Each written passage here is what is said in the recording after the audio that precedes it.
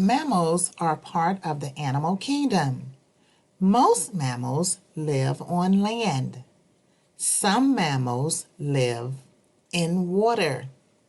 People, dogs, and whales are all mammals.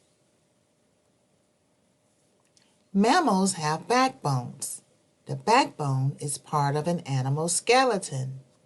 A skeleton helps a kangaroo stand up straight.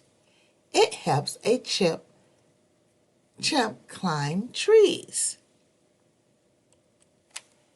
Mammals are warm-blooded. Their body temperature stays the same in all surroundings.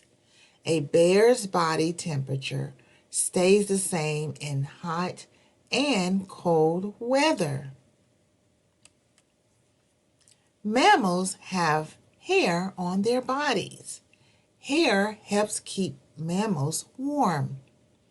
Thick fur keeps an Arctic fox warm in snow. It helps a wolf live through a cold winter. Mammals use their lungs to breathe air. Most mammals breathe through their mouth or nose.